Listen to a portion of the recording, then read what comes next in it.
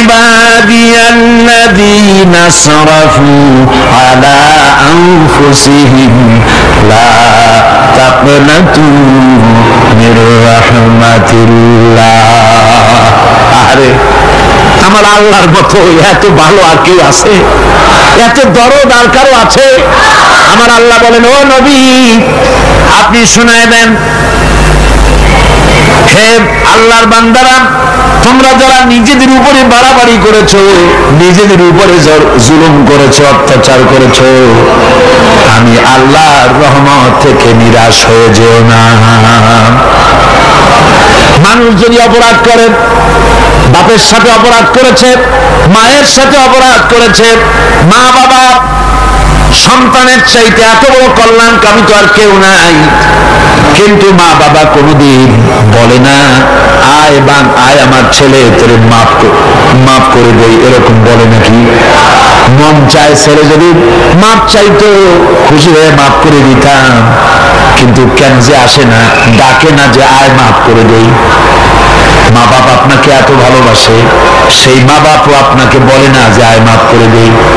আমার আল্লাহ হচ্ছেন এমন আল্লাহ, আল্লাহ রাব্বুল আলামিন ডাকেন, এ বান্দা খুন করেছিস ফিরে আয়, জিনা করেছিস ফিরে আয়, হত্যা করেছিস ফিরে আয়, চুরি করেছিস ফিরে আয়, কুফরি করেছিস ফিরে আয়, সুদ খেয়েছিস, ঘুষ খেয়েছিস, মদ খেয়েছিস ফিরে আয়, এসে আমার দরবারে চোখের পানি ফেল, আমার দরবারে কাঁদাকাটি কর।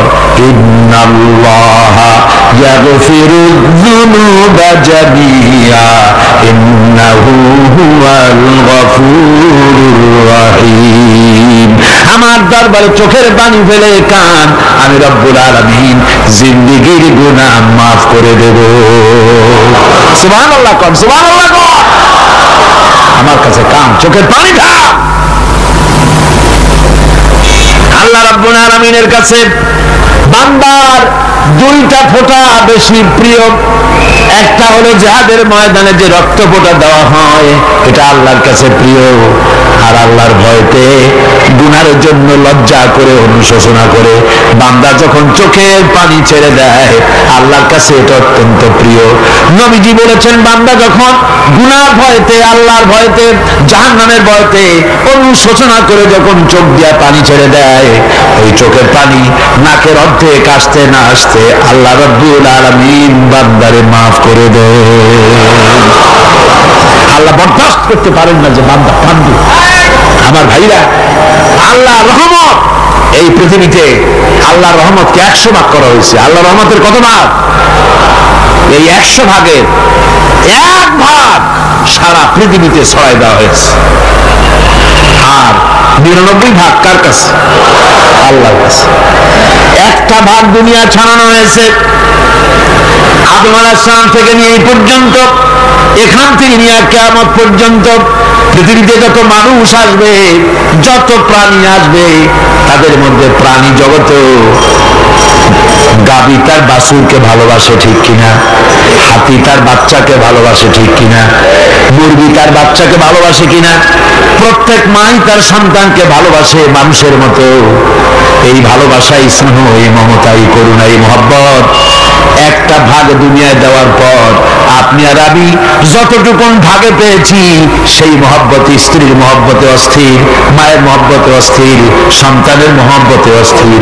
এখন চিন্তা করেন, একটা ভাগ সারা পৃথিবীতে বিতরণ করার পর যেটুক পেয়েছি, তাতে যদি এত মহব্বত হয়, তাহলে এর 99 ভাগ মহব্বত যে আল্লাহর কাছে জমা আছে, এই বান্দার জন্য তার কত মহব্বত, এই বান্দার জন্য কত করুণতা, কত মহব্বতটা, কত দয়াটা। এজন্য আল্লাহ রাব্বুল আলামিন বলেছেন, নাব্বি ইবাদি আন্নী আনাল গফুরুর রহিম। আমার নবী সুসংবাদ দিয়ে দাও, বান্দাদেরকে শোনায় দাও যে আমি আল্লাহ তাআলা ক্ষমাশীল আর দয়াবান। হুজুর কাঁদতেছিলেন, হযরত ওমর রাদিয়াল্লাহু তাআলা আনহু এসে দেখেন হুজুর একা কাঁদতেছে। হুজুর জিজ্ঞেস করছেন, হযরত ওমর জিজ্ঞেস করলেন, হুজুর আপনি কাঁদেন কেন একা একা? হযরত ওমর বলেন, আমি যখন প্রশ্ন করলাম, নবীজি বললেন, আমার কাছে কিছু আগে জিবরাইল এসেছিলেন। জিবরাইল এসে আমাকে বললেন, আল্লাহ পাক বলেছেন, হে আমার নবী, ইসলামের ভিতরে থেকে যে সমস্ত মানুষগুলি ইসলামের ভিতরে থেকে চুল আর দাড়ি পাকায় দিছে, কিয়ামতের দিন এই লোকগুলারে আমি শাস্তি দিতে আমার শরম হবে। তোমার বলেন হুজুর, উম্মতের জন্য কত বড় খুশ খবর এটা, আর আপনি কাঁদতেছেন। হুজুর বলেন, ওমর তুমি জানো না আমার কান্নার কারণ ভিন্ন। আমার কান্নার কারণ হলো যে আল্লাহ রাব্বুল আলামিন কিয়ামতের দিন দাড়ি চুল পাকা বান্দারে শাস্তি দিতে শরম করবেন। সেই দাড়ি চুল পাকা বান্দাগুলি আল্লাহর সাথে নাফরমানি করতে শরম করে না। আমি এই লজ্জায় কাঁদতেছি। ভাইরা, হুজুর আল্লাহ পাক বলেন, ও আমার নবী, রাতের আধারে যখন একটা বুড়া আমার দরবারে হাত উঁচু করে, একটা বুড়া মানুষ রাতের আধারে যখন আমার দরবারে হাত উঁচু করে আর যখন বলতে থাকে, রব্বুল আলামিন, আমার পেছনের জীবনটা বড় খারাপ করেছি, এমন কোন কাজ জীবনে করি নাই যা তোমার কাছে কিছু দাবি করতে পারি, সব রকমের নাফরমানি করেছি, আজ আমি বুড়া হয়ে গেছি, কামাই করতে পারি না, ছেলে আমাকে চোখে দেখতে পারে না, পুত্রবধূ আমাকে ঘরে জায়গা দেয় না, আমার স্ত্রী আমাকে দেখতে পারে না, রোজগার করতে পারি না, হাঁটতে পারি না, চলতে পারি না, সবার কাছে আমি তিতা হয়ে গেছি, আমি দাঁড়াতে পারি না, কোমরে ব্যথা পাই, হাঁটুতে ব্যথা পাই, চলতে পারি না, কানে শুনতে পাই না, চোখে দেখতে পারি না, আর তোমার কাছে কিছু চাইয়া নেব এমন ভালো কাজও করি নাই। এইভাবে যখন বান্দা কাঁদতে থাকে আমার দরবারে, ও আমার হাবিব, আমার রহমতের দরিয়ায় জোশ মেরে যায়, আমার শরম হয় এই বুড়াটারে কেমনে খালি হাতে ফিরাইয়া দেই। সুবহানাল্লাহ, সুবহানাল্লাহ। আমার আল্লাহর এত দয়া, আমার আল্লাহর এত মায়া, এত মহব্বত। আমার আল্লাহ রাব্বুল আলামিন বলেন, ওয়াইদা সালাকা ইবাদি আন্নি ফাইন্নী কারীব। আমার হাবিব, আমার বান্দা আমার ব্যাপারে প্রশ্ন করে, আমি বান্দার একদম নিকটে। কোরআন শরীফের ভিতরে যত জায়গায় রাসূলকে বলা হয়েছে সুয়ালের কথা, আপনাকে প্রশ্ন করা হয়, আল্লাহ তার জবাব কুল এই কথা বলে জবাব দিয়েছেন। যত জায়গায় সুয়াল এসেছে, যেমন কোরআনে কারীমের মধ্যে আল্লাহ পাক বলেন, ওয়ায়াসআলুনাকা আনিল মাহিদ, মেয়েদের হায়েজ সম্পর্কে জিজ্ঞাসা করা হয়, কুল হিয়া আযা, হে নবী আপনি বলুন। এভাবে করে কুল দিয়ে জবাব দেওয়া হচ্ছে। আবার প্রশ্ন করা হচ্ছে, ওয়ায়াসআলুনাকা আনিল আনফাল, এই গনিমতের মাল সম্পর্কে হুজুর আপনাকে, হে নবী আপনাকে প্রশ্ন করা হয়। আল্লাহ কুল দিয়া জবাব দিলেন। আল্লাহ বলেন, আপনি বলেন। ওয়ায়াসআলুনাকা আনিল খামরি ওয়াল মাইসির, আল্লাহ পাক বলেন, নবী আপনারে প্রশ্ন করা হয় কুল ফীহিমা ইসমুন কাবীর, আল্লাহ কুল দিয়া বললেন তুমি বলো। আবার বলা হলো, ওয়ায়াসআলুনাকা আনিল আহিল্লা কুল হিয়া মাওয়াকিতু লিন্নাস, নবী আপনাকে প্রশ্ন করা হয় চাঁদের ক্রমবর্ধমান এবং ক্রমহ্রাস, এই যে বাড়ে আর কমে, পূর্ণিমা হয়, অমাবস্যা হয়, কেন হয়? আপনি বলুন কুল, আপনি বলেন এটা আমি অক্ত এবং সময়, বছর আর দিন গণনা করার জন্য পৃথিবীবাসীদের জন্য বিনা পয়সায় একটা ক্যালেন্ডার বানাইয়া আকাশে ঝুলাই রেখেছি। এভাবে যত জায়গায় এসেছে আপনাকে প্রশ্ন করা হয়, তত জায়গায় আল্লাহ জবাব দিয়েছেন কুল, আপনি বলেন।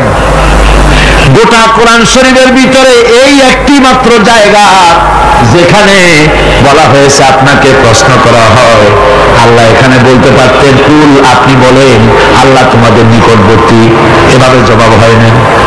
এটা কায়দাটা হলো এই, আল্লাহ বলতেছেন ওয়াইজা সালাকা ইবাদি, আমার নবী, প্রশ্ন তো আমার বান্দারা আমার ব্যাপারে করেছে, এবার আপনার জবাবের কোনো দরকার নাই, প্রশ্ন আমার ব্যাপারে, আমি নিজে জবাব দিয়ে দেই। ও বান্দা, আমার ব্যাপারে প্রশ্ন করেছিস, জবাব আমি দেই, আমি তোর সবচাইতে বেশি নিকটে। সুবহানাল্লাহ, কত নিকটে? ওয়া নাহানু আকরাবু ইলাইহি মিন হাবিলিল ওয়ারিদ। তোর যে রক, এই সাহারাদের চাইতেও আমি তোর বেশি কাছে। সুবহানাল্লাহ। আমারে ডাক, আমারে ডাক, কলিজা দিয়া ডাক, অন্তর দিয়ে ডাক। মনের থেকে মানুষ যদি ডাকে, মুখের ডাক আর মনের ডাক এক জিনিস নয়। दिल से जो बात निकलती है असर रखती है पर नहीं मगर ताकते परवाज रखती है। दिल থেকে যে কথা বেরোয় তা প্রভাব বিস্তার করে, দানা নাই কিন্তু ওড়ার ক্ষমতা রাখে। মনের কথাই ভিন্ন। মন থেকে, দিল থেকে, কলিজা থেকে, অন্তরের গভীর কন্দর থেকে মুহাব্বতের সাথে কেউ যদি একবার বলে আল্লাহ, বলেন আল্লাহ, আল্লাহ, আল্লাহ। আল্লাহ রাব্বুল আলামিন বলেন, অন্তরের অন্তঃস্থল থেকে একটি বার যদি বান্দা বলেন আল্লাহ, আল্লাহ বলেন 70 বার সাড়া দিয়া জিজ্ঞেস করি, বান্দা কি চাও, আমি তোমার কাছে আছি। সুবহানাল্লাহ, আমি তোর একদম কাছে, কি চাস বল, বল আমার কাছে। এমন দয়াবান, এমন মেহেরবান, এমন আল্লাহ আমাদের। সে আল্লাহ রাব্বুল আলামিন তিনি বলছেন, وقال ربكم ادعوني استجب لكم। তোমাদের রব বলেছেন আমারে ডাকো, আমি আল্লাহ ডাকের সাড়া দিয়া দেব। সুবহানাল্লাহ। কারে ডাকতে হবে? কারে ডাকতে হবে? এই বিশাল জনসমুদ্র একযোগে চিল্লা কোন কারে ডাকতে হবে? কোন পীর সাহেবকে নয়, আল্লাহর কসম কোন খাজা বাবাকে নয়, ডাকতে হবে কারে? চিল্লা এখন কারে? ওয়াকালা রাব্বুকুম উদউনি, তোমার রব তোমাকে বলতেছে আমারে ডাকো, আস্তাজিব লাকুম, আমারে ডাকবে আমি সাড়া দিয়ে দেব। সুবহানাল্লাহ। আল্লাহকে ডাকেন, কি চাই আপনার বলেন, কি চাই? আল্লাহর কাছে চান, আল্লাহ দিয়ে দিবেন। যাওয়ার জায়গা আল্লাহর কাছে চাইবেন, আল্লাহ দিবেন। দেওয়ার জায়গা, চাওয়ার জায়গা হলো সেজদায় পড়ে যাবেন। আমার ভাইয়েরা, জায়গাটা চিনাই দিলাম। মাজারে যাওয়া লাগবে না, কবরে যাওয়া লাগবে না, 2 রাকাত নামাজ পড়ে সেজদায় পড়ে গিয়া যত বিপদ আছে, মুসিবত আছে, সেজদার মধ্যে চোখের পানি ছেড়ে দেন আর কেন্দে কেন্দে জীবনের কথা বলেন। আল্লাহ রাব্বুল আলামিন আপনার আওয়াজ শুনবেন আর দোয়া কবুল করে নেবেন। কাঁদতে হবে আল্লাহর কাছে। কার কাছে? আল্লাহর কাছে। রিকশাওয়ালা, ভ্যানওয়ালার পয়সা, ঘুষ নাই, ওর মধ্যে ঘুষ আছে, কিন্তু কিছু ভদ্রলোক আছে, বুড়া রিকশাওয়ালা, এই বেটা এদিকে আয়। বুড়া মানুষ রিক্সা চালায়, সেই জন্য অপমান। ওই বেটা তোমার বাপের বয়সী, আপনি কইতে পারো না। এরপরে উঠলো রিক্সায়, 7 মাথা থেকে 14 মাথায় যাবে। ওখানে যায়া বলল যে ভাড়া কত, সে চাইলো 10 টাকা ভাড়া। আরে বেটা 10 টাকা ভাড়া, রেড বই দেখা। যখন রিক্সার ভাড়া দেয় তখন রেড বই দেখার প্রশ্ন ওঠে। আর যখন শাড়ি কিনতে যায় লেখা আছে ফিক্সড প্রাইস, ঢোকার সাথে সাথে একটা 7 আপ অথবা একটা কি ঠান্ডা মান্ডা কিছু একটা দিল, খাইয়া ঠান্ডা। শাড়ির দাম কত? শাড়ির দাম 13,593 টাকা 92 পয়সা। এইখানে রেট কত তার তালাশও করে না, বেশি কথা কইলে ভদ্রতার খেলাপ হবে। ওইটা ঠিক মতো আনতে পারে, কিন্তু রিক্সাওয়ালার মাথার ঘাম ফেলানো পয়সা নিয়ে তার সাথে ঝগড়া করে, তর্ক করে। এটা ঠিক নয়। সহজতে যে ইনকাম করে, রাসূলুল্লাহ বলছেন আল কাসিবু হাবিবুল্লাহ, নিজের হাতে যে কামাই করে সে আল্লাহর বন্ধু। মুমিন ব্যক্তির চোখের চাহনি ইবাদত। আমি যে দেখি, এই দেখাটাও ইবাদত। কি রকম? আল্লাহ যা দেখতে নিষেধ করেছেন তা যদি না দেখি। নবীজি বলেছেন কোন সন্তান যদি তার মা বাপের দিকে রহমতের নজরে, ভালোবাসার নজরে যদি তাকায়, আল্লাহ রাব্বুল আলামিন তার আমল নামায় একটি নফল হজের সওয়াব লিখে দেন। সাহাবীরা জিজ্ঞেস করলেন, ইয়া রাসূলুল্লাহ, যদি কোনো সন্তান তার মা বাপের দিকে দৈনিক 100 বার তাকায় তো কি হবে? আল্লাহর নবী বলেন, আল্লাহর নিয়ামতের ভান্ডারে কোনো অভাব নাই। কোন বান্দা যদি তার মা বাপের দিকে দৈনিক 100 বার তাকায়, আল্লাহ রাব্বুল আলামিন তার আমল নামায় 100টা কবুল নফল হজের সওয়াব দিয়ে দিবেন। তা আপনার আমার চোখের চাহনি ইবাদতের মধ্যে শামিল। আপনি ব্যবসা করবেন, এটা ইবাদত। ফজরের নামাজ পড়েন, দোকানে চলে যান, তারপরে দোকান বিসমিল্লাহ বলে দোকান খোলেন, বিসমিল্লাহ বলে দোকানে বসেন। এরপরে ওজনে কম দেবেন না, খাদ্যে ভেজাল দেবেন না, মিথ্যা কথা কবেন না। আপনি যে ব্যবসাটা করলেন, ওজনে কম দিলেন না, খাদ্যে ভেজাল দিলেন না, মিথ্যা কথা বললেন না, নামাজটা ঠিক মতো পড়লেন, আপনার হাসর হবে মান নবিয়্যিন ওয়াস সিদ্দিকিন ওয়াস শুহাদা ওয়াস সালিহিন। বুঝেন কথা? যারা নাকি সত্যবাদী ব্যবসায়ী, নবীজি বলেছেন তাদের হাসর হবে নবী, সিদ্দিক, শুহাদা, সালিহিনদের সাথে হাসর নসিব হয়ে যাবে। আল্লাহ আল্লাহ আল্লাহ আল্লাহ আল্লাহ, কি ব্যবসা আমরা করি! টেলিভিশনে দেখতে পেলাম আমরা কি খাই, কি খাচ্ছি। আহারে মুসলমান, রসগোল্লা বানায়। টেলিভিশনে দেখলাম রসগোল্লা বানাবার পদ্ধতি। রসগোল্লা বানাইতে ছানা লাগে, দুধ লাগে, দুধ হইলেই ছানা হয়, যত দুধ তত ছানা। এত ছানা, এত দুধ পাবে কই? এত পয়সা খরচ করার সময় নেই। দুধ জাল দিয়া গরম করে দুধের মধ্যে টয়লেট পেপার ছাড়িয়ে দিয়া দ্রুত টয়লেট পেপার গলে গেল, ছানা হয়ে গেল, ওর মধ্যে চিনি দিয়ে গোল গোল বানাই দিল, খাও জম্মের খাওয়া। যত কেক খান, অধিকাংশ কেকগুলি পচা ডিম দিয়ে তৈরি। ফাস্ট ফুডের চিকেনগুলি যতগুলি কি বলে স্যান্ডউইচ, চিকেন স্যান্ডউইচ মরা মুরগি দিয়ে তৈরি। ইন্না লিল্লাহি ওয়া ইন্না ইলাইহি রাজিউন। এরাও মুসলমান, এরাও মুসলমান। হসপিটালের খানাগুলি পচা ডিম দিয়ে তৈরি করা হচ্ছে, চানাচুরগুলি ট্রেনের পোড়া মোবাইল দিয়ে ভাজা হচ্ছে, নুডলসগুলি পচা আটার ময়দা দিয়ে তৈরি করা হচ্ছে। দেখছেন না এগুলি? আপনারা না আমি বানাই বলতেছি, দেখছেন কি না? ভেজাল খাইতে খাইতে বাংলাদেশের মুসলমানদের পেটে এমন হয়েছে যে পিওর জিনিস খাইলে কলেরা হবে। পেট গেছে ভেজাল প্রুফ হইয়া, নাউজুবিল্লাহি মিন যালিক। এরপরে এই ভেজাল বিক্রি করিয়া রাসূলুল্লাহ বলেছেন, যে ব্যক্তি খাদ্যদ্রব্যে ভেজাল দেয় সে আমার উম্মত নয়। এখন আপনি হজ করেন, তাহাজ্জুদ পড়ে কপালের চামড়া উঠায় ফেলেন, রাসূলুল্লাহ বলেছেন তুমি আমার উম্মত নও। আল্লাহরে ফাঁকি দিবেন, বেহেশত আপনার মামু বাড়ি। এত সহজ নয়। খাদ্যদ্রব্যে ভেজাল যারা দেয় তারা মানবতার দুশমন, তারা মুসলমান নামের কলঙ্ক। সুতরাং আল্লাহ আবিদুন, ইবাদতকারী। আপনি খাদ্যদ্রব্যে ভেজাল দেবেন না, আপনি মিথ্যা কথা বলবেন না, বাংলাদেশে তৈরি কারা কাপড় জাপানের সিল মারবেন না। আমার দেশের কাপড় কেনার মতো মানসিকতা আমার থাকতে হবে। আমার কাপড় আমার দেশে যেটা তৈরি হয় এটাই ভালো, এই মানসিকতা থাকতে হবে। খালি আমার সোনার বাংলা আমি তোমারে ভালোবাসি এইটুকু বললেই হবে না, ভালোবাসার প্রমাণ দিতে হবে, ঠিক কিনা? মিথ্যা কথা কেন বলতেছেন? আবার লাভ করতেছে 200 টাকা 500 টাকা, বলতেছে আল্লাহর কসম 2 টাকাও লাভ করিনি, লাভ করছে 100 টাকা, 2 টাকা লাভ করেনি। এই ধরনের মিথ্যা কথা বলার দরকারটা কি? আপনি বলেন আমি ব্যবসায় লাভ করবো না, তা আমি চলবো কি করে? আপনি কত করতেছেন তা বলার দরকার নেই।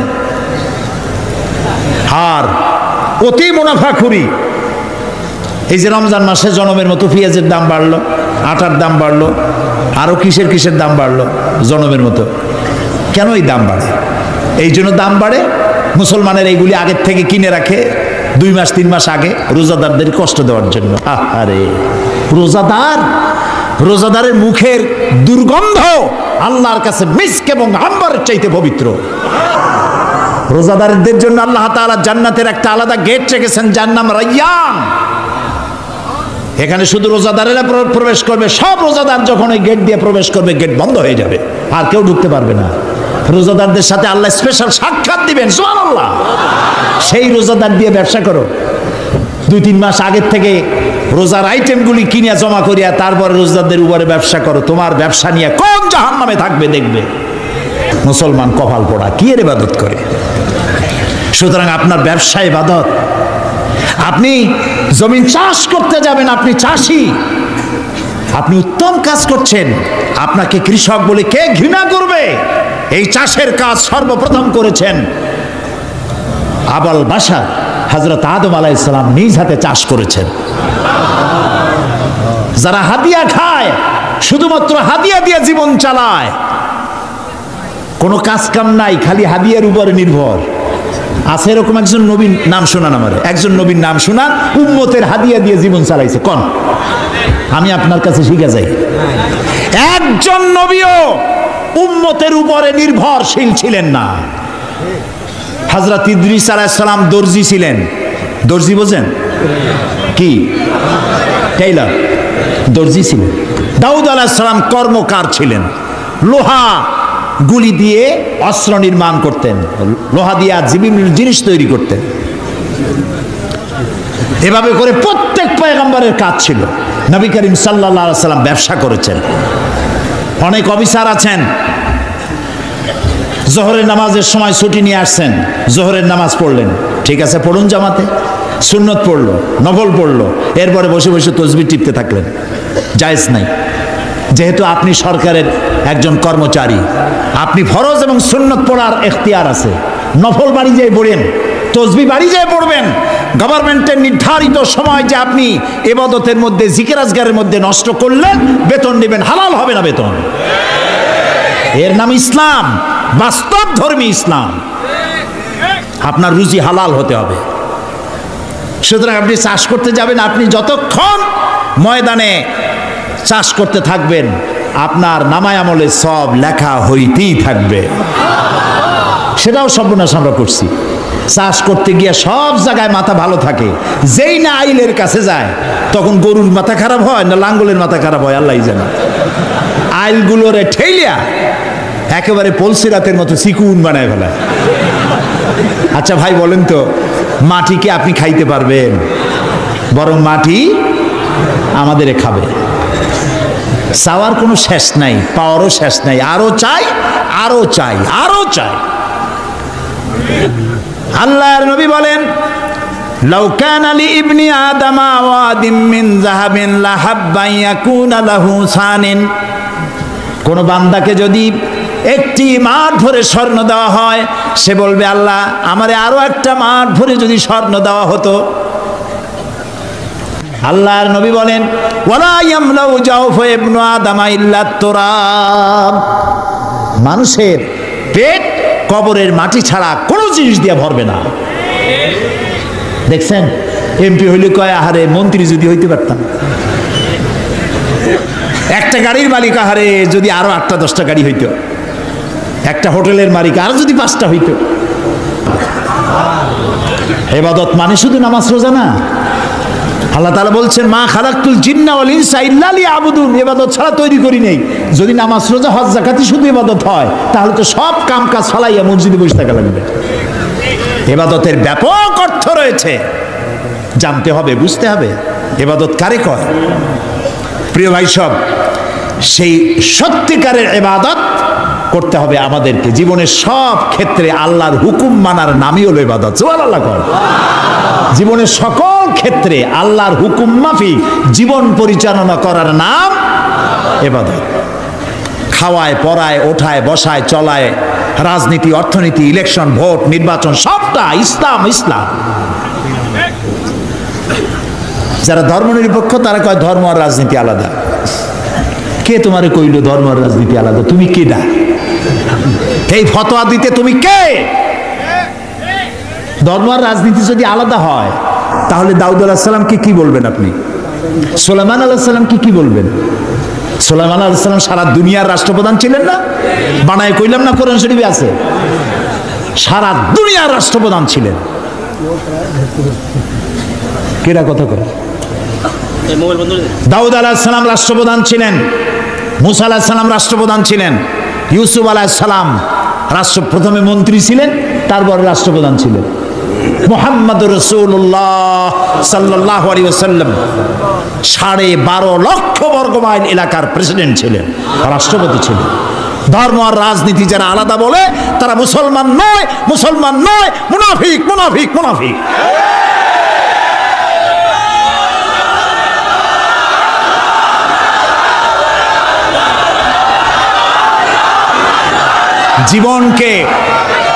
জীবনকে আমরা দ্বিধা বিভক্ত করতে পারি না। জীবনকে দুইটা ভাগ করার এখতিয়ার আমাদেরকে দেওয়া হয় নাই। জীবন একমুখী হবে, আল্লাহমুখী হতে হবে। আল্লাহ যা বলেছেন, রসুল যা করেছেন তাই আমাকে করতে হবে। বলুন, রসুল্লাহ প্রেসিডেন্ট ছিলেন না? রসুল্লাহ সেনাপতি ছিলেন না? রসুল্লাহ শ্রমিক ছিলেন না? রসুল্লাহ রসুল্লাহ নানা ছিলেন না? স্বামী ছিলেন না? আমার জীবন, আপনার জীবনের এমন কোন দিক আছে যেদিকে তিনি আদর্শ হিসাবে নাই? সুতরাং ধর্মনিরপেক্ষ মতবাদের স্রষ্টা হচ্ছে শয়তান। ধর্মনিরপেক্ষ মতবাদের স্রষ্টা কে? চিল্লায় বলো। আর ইসলামের স্রষ্টা কে? আল্লাহ, আল্লাহ, আল্লাহ। এই জন্য একজন মুসলমান কোন অবস্থাতে ধর্মনিরপেক্ষ হতে পারে না। আমি মুসলমান, আমাকে ধর্মের পক্ষে থাকতে হবে। হিন্দু ধর্মের পক্ষে থাকতে হবে, খ্রিস্টান ধর্মের পক্ষে থাকতে হবে। একবার পার্লামেন্টে ঢুকতেছিলাম, ধর্মনিরপেক্ষবাদীদের একজন মুরব্বী, দাড়ি পাকা, আজ তিনি বেঁচে নাই, তার সঙ্গে একসঙ্গে হাঁটতেছিলাম। বললাম, ভাই, আপনাদের সাথে তো আমাদের কোনো জমি জমা নিয়ে মামলা মোকদ্দমা নাই, আপনিও আমার পাকা ধানে মই দেন নাই, আমিও আপনার হালের গরু পিটাই মারি নাই, কোনো শত্রুতা নাই। শুধু যদি এই ধর্মনিরপেক্ষতা বাদ দিতে পারতেন, আপনাদের সাথে আমাদের তো কোনো সমস্যা নাই। কয়েছে ধর্মনিরপেক্ষ বাদ দেবো কেন? আল্লাহ নিজেই তো ধর্মনিরপেক্ষ। কইলাম, আস্তাগফিরুল্লাহিল আযীম। আয় আয়, কয় কি? আল্লাহর চাইতে ধর্মের পক্ষে আছে কেনা? আল্লাহ তো নিজেই বলেছেন, ইন্নাদ-দীনা ইনদাল্লাহিল ইসলাম। আমার কাছে কেবলমাত্র, একমাত্র, ওনলি ওয়ান পছন্দনীয় মনোনীত জীবন ব্যবস্থার নাম ইসলাম, ইসলাম, ইসলাম। তো আল্লাহর চাইতে ধর্মের পক্ষে আর কি আছে? কি উল্টা বুঝলো! হায় হায় রে, মারা গেছে লোকটা, এখন কি নিরপেক্ষ হইতেছে আল্লাহ জানে। প্রিয় ভাই, সব বুঝে শুনে কাম করেন। চিরকাল আমরা এখানে থাকবো না, বিদায় হইতে হবে এবং আল্লাহর কাছে আমাদেরকে উঠতে হবে। এই জন্য যে যত বক্তৃতা করুক আর যাই কিছু করুক না কেন, আপনি পরকালের চিন্তা করবেন। এমন কাজ করা যাবে না যা আল্লাহ রাজি নাই। ধর্মনিরপেক্ষ মতবাদ মুসলমানের জন্য গ্রহণ করা জায়েজ নাই, জায়েজ নাই, জায়েজ নাই। এটি সুস্পষ্ট হচ্ছে আল আবিদুন, ইবাদতকারী। জীবনের সকল ক্ষেত্রে ইবাদত করতে হবে কার? আল্লাহ তাআলা। আল্লাহর ইবাদত দিয়ে যেন আমরা জীবন চালাইতে পারি, আল্লাহ যেন তৌফিক দান করে দেন।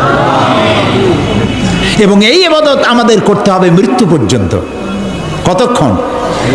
এই যে এখন যে সন্ত্রাস চলছে, এই সন্ত্রাসের অবস্থা থেকে যদি বাঁচতে চাই আর ক্ষুধার সময় যদি খেতে চাই, কি সুন্দর একটা সূরা আছে, সূরা কুরাইশ। আল্লাহ তাআলা বলছেন, ফালইয়াবুদু রাব্ব হাযাল বাইত। হে কুরাইশরা, যদি ক্ষুধার সময়, যদি তোমরা শীত ও গ্রীষ্মে নিরাপদে থাকতে চাও, যদি নিরাপত্তা পেতে চাও, ফালিয়াবুদু রাব্ব হাযাল বাইত, এই ঘরের মালিকের ইবাদত করো। কোন ঘর? বাইতুল্লাহ শরীফ। এই ঘরের মালিকের ইবাদত। মালিক কে? এই ঘরের মালিকের ইবাদত করলে কি হবে? আল্লাহ তাআলা বলেন, আল্লাযী আত'আমাহুম মিন জু'ইন ওয়া আমানাহুম মিন খাউফ। এই ঘরের মালিকের ইবাদত করো, কি হবে? ক্ষুধার সময় তিনি খাদ্য দিবেন, ভীতির সময় তিনি নিরাপত্তা দান করবেন। সুবহানাল্লাহ। আমরা তো এটাই চাই। আমার ক্ষুধার সময় খাবার চাই, ভীতির সময় নিরাপত্তা চাই। কে দিতে পারবেন? কে দিতে পারবেন? আল্লাহ তাআলা দিতে পারবেন। আমরা কি জান্নাতে যেতে চাই? বলেন যেতে চাই? আল্লাহ তাআলা বলেন জান্নাতে যদি যেতে চাও ফাদখুলি ফি ইবাদি ওয়াদখুলি জান্নাতি, আমার গোলামির মধ্যে শামিল হও। ফাদখুলি ফি ইবাদি, আমার বান্দাদের মধ্যে শামিল হয়ে যাও। ওয়াদখুলি জান্নাতি, এরপর আমার জান্নাতে চলে যাও। গোলাম না হইয়া শিরক বিইবাদাতি রাব্বিহি আহাদা, এবং আল্লাহর ইবাদতের মধ্যে কাউকে শরীক স্থাপন করো না। শিরক কোন অবস্থাতে করা যাবে না। শিরক সম্পর্কে নবী করিম সাল্লাল্লাহু আলাইহি সাল্লাম একটা দৃষ্টান্ত দিয়েছেন, দারুণ দৃষ্টান্ত। শিরক কি ভয়াবহ জিনিস। শিরক সহজে বোঝা যায় না, সওয়াবের নিয়তেও মানুষ শিরক করে। এই শিরক বোঝা কঠিন, সেই জন্য রাসূলুল্লাহ একটা দৃষ্টান্ত দিয়েছেন। অমাবস্যার রাত, কিসের রাত? অমাবস্যার রাতে কালো পাথরের উপর থেকে কালো পিঁপড়া যদি যায়, চিন্তা করেছেন কথা? অমাবস্যার রাত, মানুষ নিজেকেও নিজে দেখে না, পাথরটা কি রঙের, ওর উপর থেকে যাচ্ছে কি দেখা যায়? এইটা যেমন দেখা যায় না, মানুষ নিজের অজান্তে না জেনে এরকম শিরকের মধ্যে মুবতালা হয়ে যায়। এই জন্য শিরক থেকে বাঁচতে হবে। কিয়ামতের দিন আল্লাহ তাআলা তার বান্দাকে, যে বান্দাকে জান্নাত দিতে ইচ্ছে করবেন, পাহাড় পরিমাণ গুনাহ যদি থাকে, আর আল্লাহ যদি ইচ্ছে করেন ওই বান্দাটাকে জান্নাতি দিবেন। আল্লাহ তো বেপরোয়া, কারো কাছে তার কৈফিয়ত দেওয়া লাগে? তিনি তার কোনো বান্দাকে জান্নাতি দিবেন। গুনাহ করেছে জীবনে বহুত, আল্লাহ বললেন তোরে মাফ করে দিলাম। কেউ বলতে পারবে যে আল্লাহ মাফ করলা কেন? না। আল্লাহ যদি মাফ করতে চান, ফেরেশতাকে বলবেন, ফেরেশতা দেখো তো তার আমলনামায় কোনো শিরক আছে নাকি। কোন শিরক যদি না থাকে, রিপোর্ট যদি হয়, আল্লাহ বলবেন মাফ করে দিলাম, যাও আমার জান্নাতে। তবে ভালো কাজ করতে হবে, তাহলে কিয়ামতের দিন কার সাথে দেখা হবে? আল্লাহর সাথে দেখা হয়ে যাবে। সুবহানাল্লাহ কবেন না? আল্লাহর সাথে দেখা হয়। আল্লাহু আকবার।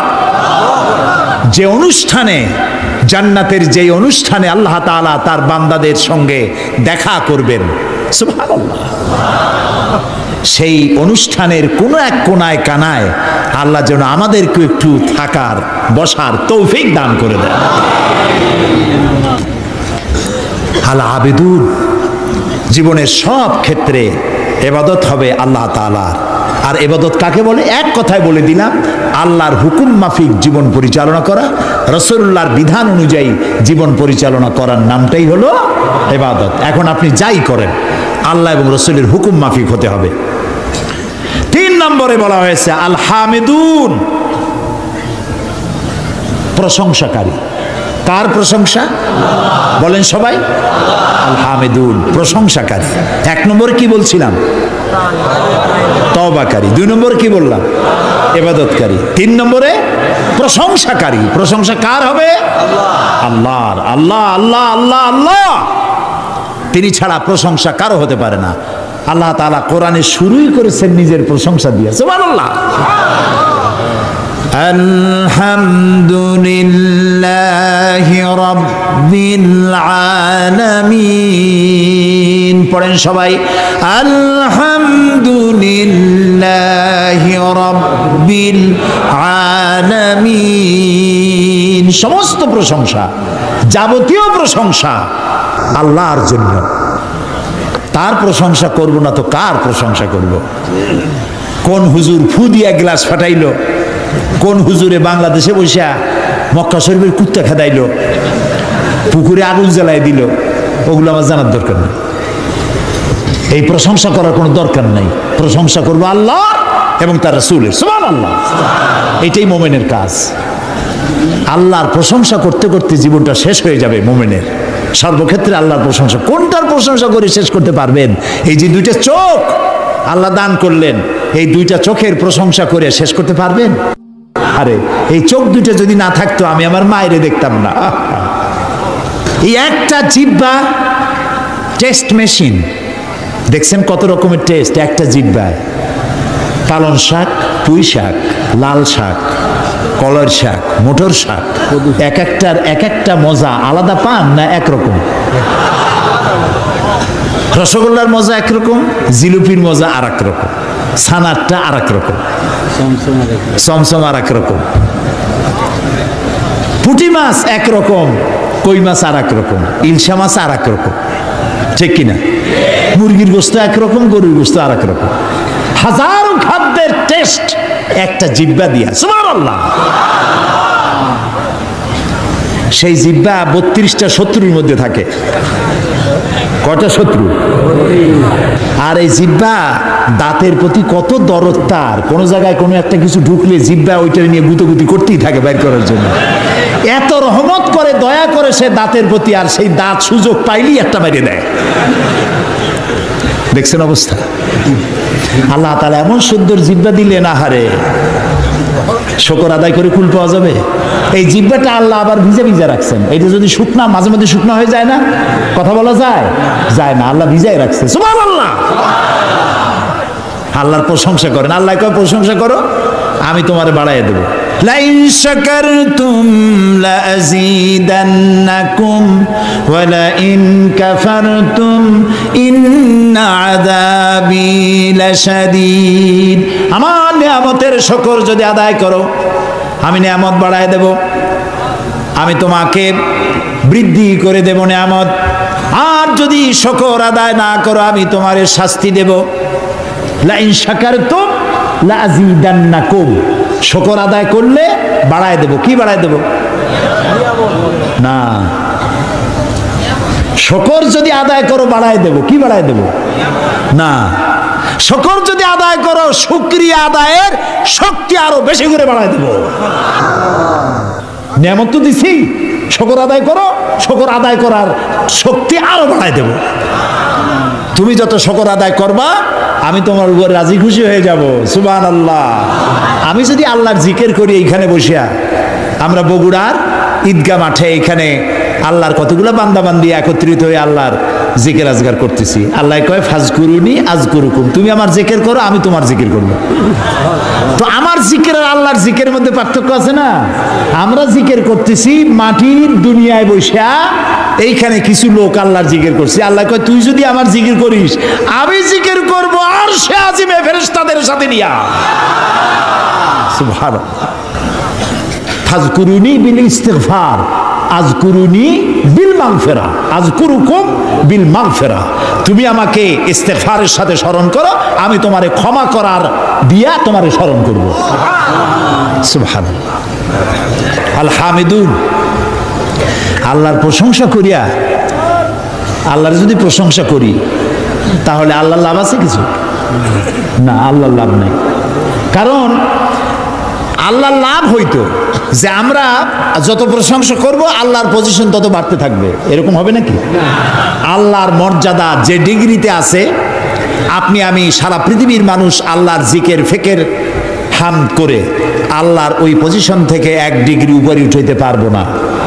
আর সারা পৃথিবীর মানুষ যদি আল্লাহকে অস্বীকার করে, শুকরিয়া প্রশংসা যদি না করে, যে পজিশনে তিনি আছেন তার থেকে 1 ডিগ্রি নিচেও নামবে না। তাহলে এই শুকর আদায় করায়, প্রশংসা করায়, তাসবিহ পড়ায় আল্লাহর কোনো লাভ নাই। লাভ কার? বলেন আমার, বলেন আমার লাভ। আমি যত শুকর করব, জিকির করব, আল্লাহ তত আমার মর্যাদা বাড়াই দিবেন। সুবহানাল্লাহ, সুবহানাল্লাহ। এই জন্য প্রশংসা হবে কেবলমাত্র কার? আল্লাহ তাআলার প্রশংসা করতে হবে। সুবহানাল্লাহ। এই যে গাছপালা দেখতে পান চতুর্দিকে, এই গাছগুলি কার জিকির করে? বাতাস তার শনশন রবে, পাখিগুলি তার কলকাকলিতে, নদীগুলি তার কুলুকুলু নাদে, গাছের পাতাগুলি তার মর্মর রবে। যত ধরনের শব্দ আমরা শুনতে পাই, সমস্ত শব্দগুলি কোনো শব্দ নয়, ওর থেকে তারা আল্লাহর তাসবিহ পড়ে। সুবহানাল্লাহ, আল্লাহু আকবার, আলহামদুলিল্লাহ তাসবিহ তারা পড়তে থাকে। ওয়ালাকিন লা তাফকাহুনা তাসবিহাহুম, ওদের তাসবিহ তোমরা বুঝতে পারো না। ওরা সব সময় সবাই আমার জিকির করছে, তাসবিহ পড়ছে। আল হামিদুন, সুতরাং তুমি আমার প্রশংসা করো, শুকরিয়া আদায় করো, তাহলে আমি তোমার নিয়ামত বাড়ায় দেব। প্রিয় ভাই সব, আল্লাহর এই নিয়ামতের শুকর আমরা যেন জীবনের সব ক্ষেত্রে করতে পারি, এ তৌফিক যেন আল্লাহ আমাদেরকে দান করে দেন। আমরা বলি আমিন। মোমেন ব্যক্তিদের জন্য 8টা কোয়ালিটি থাকতে হবে। 8টি কোয়ালিটি হলেই পরিপূর্ণ মোমেন হবে। কয়টা কোয়ালিটি? আজকে আমি 3টা কোয়ালিটির কথা আপনাদের সামনে বললাম, বাকি কোয়ালিটিগুলির কথা আগামীকাল বলবো ইনশাআল্লাহ, এবং কালকে এশার নামাজের পরেই আমি শুরু করব ইনশাআল্লাহ, যাতে করে একটু বেশি সময় নিয়ে আমরা এই কোয়ালিটিগুলি শুনতে পারি। আল্লাহ যেন তৌফিক দেন, বলি আমিন। এখন মোনাজাত হবে, দাঁড়ানো ভাইরা বসেন, যত লোক দাঁড়ানো আছেন সব যার যার জায়গায় বসে পড়েন, মোনাজাতে অংশ নেন, কেউ দাঁড়িয়ে থাকবেন না, সবাই বসে। মাহফিলের মাঝখানে, মাহফিলের পাশে দাঁড়ানো ভাইদের বসতে বলছি, হাঁটতে বলি নেই। আর মোনাজাতের কথা শুনে যদি কেউ হাঁটে, তাকে চিন্তা করা দরকার আল্লাহর ফেরেশতাদের ক্যামেরায় আপনার ছবি কিভাবে উঠবে। জি, শুনতেছেন আমার কথা? মোনাজাতের কথা শুনে যদি উল্টা কেউ হাঁটে, আল্লাহর ফেরেশতাদের ক্যামেরায় তার ছবিটা উঠবে কিভাবে? মোনাজাতকে বর্জন করে অ্যাবাউট টার্ন করছেন। আল্লাহ রক্ষা করুন সকলকে, আমরা বলি আমিন। মোনাজাত কার কাছে? আল্লাহর কাছে। আমি বড় জোর 1-1.5 ঘন্টা কথা বলবো, এর বেশি নয়। সেই জন্য আপনার স্ত্রী, আপনার মেয়ে, আপনার বোন, আপনার মা, সকলে আপনাদের মেয়েদেরকে এখানে পৌঁছায় দিবেন। একটা মা যদি ভালো হয়, একটা সংসার ভালো হয়ে যায়, ঠিক না ভাই? মা বোনদেরকে তাদের তো শোনার কোনো সুযোগ হয় না, মসজিদে যাইতে পারে না। কারা যে দেওয়ালে দেওয়ালে লেখে মহিলাদের মসজিদে যাওয়া হারাম, ঈদগাহ মাঠে যাওয়া হারাম, গণতন্ত্র হারাম, লং মার্চ হারাম, পার্লামেন্ট হারাম। মনে হয় তাদের কাছে একটা কিতাব আছে, কিতাবের নামটা হচ্ছে কিতাবুল হারাম। ওখানে হারাম ছাড়া কিচ্ছু নাই। গণতন্ত্র হারাম যারা বলে, এই জাহেলদেরকে জিজ্ঞেস করতে চাই, ক্ষমতা পরিবর্তনের জন্য গণতন্ত্র না থাকলে পদ্ধতি কি? কেমনে ক্ষমতা যাবে মানুষ? সরকারের পরিবর্তন কিভাবে হবে? সুতরাং আজকের যারা বোমাবাজ, যারা দেওয়ালে দেওয়ালে, রাস্তায় রাস্তায় যারা লেখে গণতন্ত্র হারাম, এই বোমাবাজ ওই। শহরে যেখানে যেখানে লেখা আছে গণতন্ত্র হারাম, পুলিশের দায়িত্ব এগুলি রং দিয়ে মুছে ফেলো। এই ধরনের লেখা যারা লেখে গ্রেফতার করো। এরা জাতির দুশ্মন। কে তোমাকে শিখিয়েছে লং মার্চ হারাম? কে তোমাকে বলেছে গণতন্ত্র হারাম? কি এর বাইয়েনাত পত্রিকা হাবিজাবি জাহিল, লেখা জানে না, পড়া জানে না। হাবিজাবি রাস্তায় সব জায়গায় লিখে গেছে তাহাজ্জুদের নামাজ জামাতে পড়া হারাম, মেয়ে লোকের ঈদের জামাতে যাওয়া হারাম। আরে বেটা, রাসূলুল্লাহ সাল্লাল্লাহু আলাইহি ওয়াসাল্লাম ঈদের দিন মেয়ে লোকদেরকে ডেকে ডেকে ঈদের ময়দানে নিয়ে যেতেন। মহিলাদের যে অধিকার ইসলাম দিয়েছে, তোমাদের মতো জাহিলরা মেয়েদেরকে সে অধিকার থেকে বঞ্চিত করেছে। সুতরাং সতর্ক হতে হবে, দেওয়ালে কারা লেখে, রাতের বেলায় দেখতে হবে কারা লিখতে আসে, গ্রেফতার করো, পিটাইয়ে হাত ভেঙে দাও। এ দায়িত্ব আপনাদের না পুলিশের, আপনারা আবার হাত বাঁধতে যান না। আমি আগামীকাল বলবো ইনশাআল্লাহ।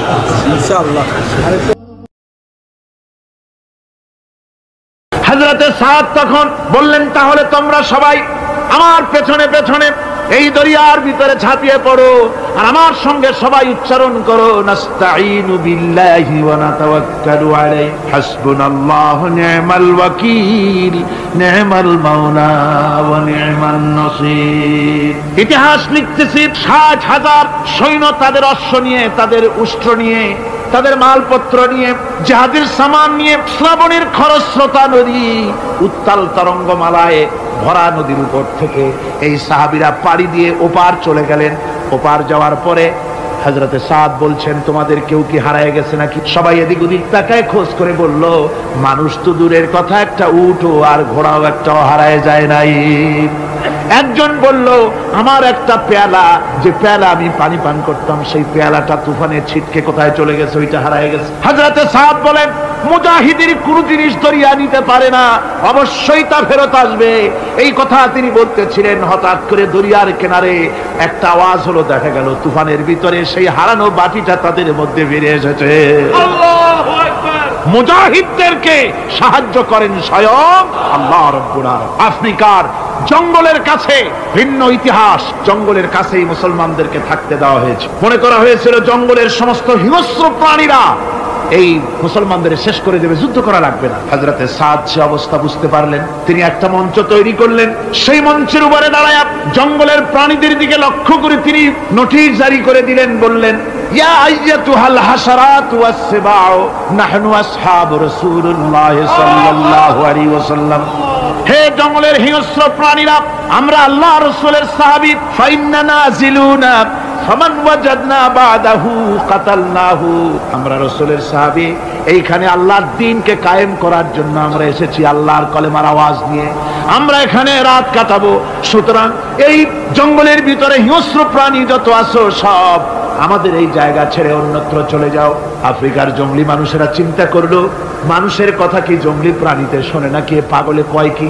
তারা তাকায় তাকায় দেখলো হযরতে সাদের এই ঘোষণার পরে বাঘের কাতারে বাঘ, সিংহের কাতারে সিংহ, সাপের কাতারে সাপ, যার যার ডিম আর বাচ্চাগুলি মুখে কামড়ায়া সাহাবীদের এলাকা ছেড়ে দিয়ে তারা অন্যত্র চলে গেল।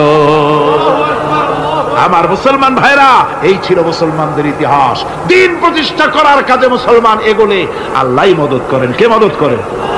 বিশ্বকবি, কবি সম্রাট আল্লামা ইকবাল রহমতুল্লাহ আলাইহি বলেছেন, দশত দশত है दरिया भी न छोड़े हमने, दश्त दश्त है दरिया भी न छोड़े हमने, बहर जुल्मत पे दौड़ा दिए घोड़े हमने। আমরা সেই মুসলমান, প্রান্তর তো প্রান্তর, আমরা দরিয়ার খরস্রোতা উত্তাল তরঙ্গের উপর থেকে ঘোড়া দাবড়িয়ে আফ্রিকার ভূখণ্ডে কালেমার পতাকা আমরা উড্ডীন করেছি। আমরা সেই মুসলমান। একটুখানি জিকির করেন, লা ইলাহা ইল্লাল্লাহ, লা ইলাহা, লা ইলাহা ইল্লাল্লাহু মুহাম্মাদুর রাসূলুল্লাহ। সমুদ্রের ঢেউকে, দাজলা নদীর ঢেউকে আল্লামা ইকবাল স্মরণ করায় দিন, ও দরিয়ার ঢেউ, এ মওজুদা জলাব তু ভি পহচানতি হ্যায় हमको अब तक है तेरा दरिया अफसाना हमारा। হে টাইগ্রিসের উত্তাল উত্তাল তরঙ্গমালা, নিশ্চয় তোমার ভুলে যাওয়ার কথা নয় যে তোমার উপর থেকেই আমরা দরিয়া পার হয়ে উপরে গিয়ে কালেমার পতাকা উড্ডীন করেছিলাম। আমরা সেই মুসলমান। আজ ইসলামী চেতনা হারায়া আমরা আজকে দুনিয়ার মধ্যে সবচাইতে লাঞ্ছিত, পদদলিত, হেয় প্রতিপন্ন জাতিতে পরিণত হয়েছি। আমার ভাইরা, মহাকবি, বিশ্বকবি, কবি সম্রাট আল্লামা ইকবাল রহমতুল্লাহ আলাইহি সুন্দর করে বলেছেন, মুসলমানদেরকে লক্ষ্য করে বলেছেন, ঘোষণা করো, বাতিলদেরকে জানায়া দাও, আমরা মাথা নত করার জাতি নই। আমরা মাথা নত করার জাতি। ভারত আজ আমাদের দিকে চোখ রাঙায়, ভারত চোখ রাঙায় তাকায় আমাদের, দুনিয়ার অনেকেই আমাদের দিকে চোখ রাঙায়। বিশ্বকবি আল্লামা ইকবাল বলেছেন, বাতিল সে দবনে ওয়ালে আয়ে আসমান নেহি হাম, বাতিল সে দবনে ওয়ালে আয়ে আসমান নেহি হাম, সবর কর চুকা হ্যায় তু ইমতিহান হামারা। বাতিলের সামনে মাথা নত করার জাতি আমরা নই। ওই আকাশ সাক্ষী, জমিন সাক্ষী, আমরা মাথা দিয়েছি কিন্তু মাথা নত করি নাই, শির দিয়েছি আমামা দেই নেই, সে জাতি আমরা। সুবহানাল্লাহ। সেই জাতি আজ দুনিয়ার বুকে লাঞ্ছিত, পদদলিত হচ্ছে। কারণ কি? কারণ হচ্ছে একমাত্র এই যে আমরা আমাদের জীবনের উদ্দেশ্য ভুলে গিয়েছি। আমার ভাইয়েরা, আল্লাহর এই রাস্তায়, আল্লাহর এই দিন প্রতিষ্ঠার জন্য লড়াই হবে, জেহাদ হবে। জেহাদের কথাই বলতেছি। এই জেহাদ হলো পৃথিবীর নির্যাতিত, নিপীড়িত মানুষের মুক্তির জন্য জেহাদ। জেহাদ কি জন্যে? আমরা রাষ্ট্রপ্রধান হব, আমরা দেশ দখল করব, নেতৃত্ব দিব, এজন্য নয়। আমরা জেহাদ করব মানুষকে, মানুষের তৈরি করা মতবাদ, নির্যাতন থেকে, জুলম থেকে, অত্যাচার থেকে মানুষকে বাঁচাবার জন্য, মানবতা নিগৃহীত, নির্যাতিত মানবতার মুখে মুক্তির হাসি ফোটাবার জন্য আমরা করব লড়াই। সেই লড়াইয়ে এগিয়ে আসতে হবে তরুণদেরকে। কাদেরকে? জোরে বলতে হবে, কাদেরকে? তরুণদের আসতে হবে, যুবকদের আসতে হবে। আমার আনন্দে বুক ভরে যায় যখন দেখি মাহফিলে, আজকে তো এই মাহফিল কোরআনে কারীমের কথা এই ভূখণ্ডে আল্লাহ বলার তৌফিক দিয়েছেন। 35টি বছর পার হয়ে গেছে, জীবনের 35টি বছর কোরআনে কারীমের সামান্য একটু খেদমত করার তৌফিক আল্লাহ পাক দান করেছে। যখন এই কাজ প্রথম শুরু করি তখন দেখেছি মাহফিলে যারা আসে তাদের 95% দাড়ি পাকা বুড়া মানুষ। কিন্তু দিন যত যেতে লাগলো, 71 পার হয়ে গেল, 72, 73, 74 এলো, আস্তে আস্তে দেখা গেল চিত্র উল্টে গেল। আজ মসজিদে তরুণদের জন্য জায়গা পাওয়া যায় না। যারা মসজিদে যায় সব তরুণ, যারা আগে হজে যেত সব বুড়া মানুষ, পাপ করার আর কোনো বয়স নাই, তখন যাইতো হজ করতে। এখন আলহামদুলিল্লাহ তরুণেরা যায় হজ করতে বেশিরভাগ। আজকের মাহফিল দেখুন, দাঁড়ায় দেখতে বলি নাই, জায়গায় বসে আর ডাইনে বা একটু তাকায় দেখেন কারা বেশি, দাড়ি পাকা না যুবক? যুবক আর তরুণ দিয়ে আল্লাহর এই মুজাহিদ, আল্লাহর এই গোলামদের দিয়ে আল্লাহ মাহফিল ভরে দিয়েছেন। জোরে কোন সুবহানাল্লাহ, জোরে কোন আলহামদুলিল্লাহ। এই তরুণ যুবকরাই হচ্ছে ইসলামের সম্পদ। ইসলামের সম্পদ কে? তরুণ আর যুবকেরা। তোমাদের অবদান ইসলামে সব চাইতে বেশি। মনে রাখবেন যুবকেরা, শোনো, ইসলাম প্রতিষ্ঠিত হয়েছে তোমাদের রক্তের উপরে। কাদের রক্তের উপরে? যুবকদের রক্তের উপর। যারা ইসলাম প্রথম কবুল করেছিলেন তারা কিন্তু বুড়ো ছিলেন না কেউ। প্রথম যে ব্যক্তি ইসলাম কবুল করলেন হযরতে সাইয়্যিদুনা আবু বকর সিদ্দিক রাদিয়াল্লাহু তাআলা আনহু, বয়স ছিল 37 বছর। 37 বছর বয়সে দাঁত পড়িয়া খুনখুনা বুড়া হয়ে গেছিল নাকি? হযরত ওমর ইসলাম যখন কবুল করেন তখন তিনি ছিলেন 26 বছরের টকবকে যুবক। যৌবনের রক্ত পা এবং মাথা পর্যন্ত শিরায় উপশিরায় ধাবমান এই যুবক হযরত ওমর 26 বছর বয়সের সময় ইসলাম কবুল করেন। হযরত আব্দুর রহমান বিন আউফ যখন ইসলাম কবুল করেন বয়স ছিল মাত্র 17 বছর। হযরত আলী যখন ইসলাম কবুল করেন তখন বয়স ছিল মাত্র 8.5 বছর। তোমাদের মতো তরুণেরা, যুবকেরাই সর্বপ্রথম কলেমার পতাকা ধারণ করে রাসূলকে সাহায্য করেছিল। সুবহানাল্লাহ।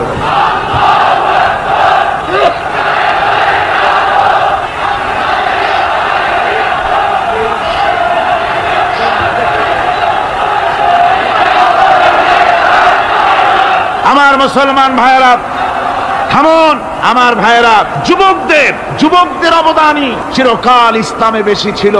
তাই বলে যারা বৃদ্ধ মানুষ তাদের কিন্তু কোনো মন খারাপ করার কোনো কারণ নাই, ঠিক কিনা? যেহেতু আমরা যারা বয়সের প্রান্তে এসে গেছি আমরাও যৌবন কালটা পেরিয়ে এসেছি, ঠিক কিনা? আরেকটি কথা, কিয়ামতের দিন কোনো বুড়ো মানুষ বেহেশতে যাবে না, সব যুবকরা যাবে। বেহেশতে যাবে কারা?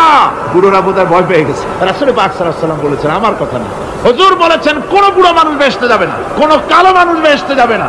এখন রাসূল যদি বলেন তার কথাই তো আইন। হুজুর বলেন কালো মানুষ বেহেশতে যাবে না, একটা কালো মানুষ কান্দিয়ে তো পড়ি। হুজুর বলেন কেঁদো না, তুমি যখন বেহেশতে যাবে চাঁদের মতো সুন্দর চেহারা নিয়ে বেহেশতে যাবে। বুড়ার কান্না দেখে হুজুর বলছেন কেঁদো না, তুমি যখন বেহেশতে যাবে আল্লাহ তোমার যুবক বানায় পাঠায় দিবে। যেহেতু বেহেশত হচ্ছে যুবকদের জন্য, সুবহানাল্লাহ। অত নাজ নিয়ামত, অত আনন্দ, বুড়া মানুষে তো খাইয়া খুইয়া বেহেশত নষ্ট করি ভালো। এই জন্য যৌবন দরকার, স্বাস্থ্য দরকার বেহেশত উপভোগ করার জন্য। সেই জন্য বেহেশতে যাবে কারা? তরুণেরা যাবে। কারা যাবে? তরুণ তরুণী দিয়ে আল্লাহ পাক বেহেশত ভরে ফেলবেন। সুবহানাল্লাহ। আমার তরুণেরা, যুবকেরা শোনো, রাসূলুল্লাহ তোমাদের কত সম্মান দিয়েছেন। কে সম্মান দিয়েছে? রাসূলুল্লাহ এক জায়গায় বক্তৃতা করছে, এমন সময় দেখা গেল একজন তরুণ সাহাবী, নাম তার জারীর রাদিয়াল্লাহু তাআলা। চাঁদের মতো চেহারা তার ছিল, খুব সুন্দর চেহারা ছিল তার। হযরত জারীর বসতে না পেরে জায়গা পায় না, দাঁড়ায় আছে। রাসূল নিজের গায়ের চাদরটা খুলে জারীরের দিকে নিক্ষেপ করলেন, বললেন, জারীর দাঁড়িয়ে আছো, আমার চাদরের উপরে বসো। সুবহানাল্লাহ। হযরত জারীর রাসূলুল্লাহর চাদর নিয়ে চুমা খাইতে লাগলেন আর বললেন, আকরামাকাল্লাহ কামা আকরামতানি ইয়া রাসূলুল্লাহ। হে রাসূল, আল্লাহ আপনার সম্মান আরো অনেক বাড়িয়ে দিন, যেমন আপনি আমাকে মর্যাদা দিলেন। হে রাসূল, আপনার চাদরে পৃথিবীর কোনো মানুষ বসতে পারে? আমার তরুণ ভাইয়েরা, আমার যুবক ভাইয়েরা, তোমাদেরকে রাসূল মহব্বত করতেন, ভালোবাসতেন সবচেয়ে বেশি। তোমরা আজ বাতিলের শিকার। কার শিকার? বাতিলের শিকার। তোমাদেরকে কি দেওয়া হয়? যে সব রাজনৈতিক দলের যুবক যারা তোমরা এখানে আছো, জিজ্ঞেস করি তোমাদের নেতারা তোমাদেরকে কি দেয়? দেয় অস্ত্র, দেয় টাকা, দেয় নারী ভোগ করার জন্য পয়সা, তোমাদের চরিত্র ধ্বংস করার জন্য সব রকমের হাতিয়ার তুলে দেয়। তোমাদের হাতে শোভা পায় কলম, হাতে শোভা পায় খাতা, হাতে শোভা পায় বই। বই খাতা কলমের পরিবর্তে তোমাদের নেতারা তোমাদের হাতে তুলে দেয় স্ট্যান্ড গান, তুলে দেয় হেরোইন, তুলে দেয় টাকা। এরা তোমাদের নেতা নয়, এরা তোমাদের জীবনের দুশ্মন। জনগণেরা কি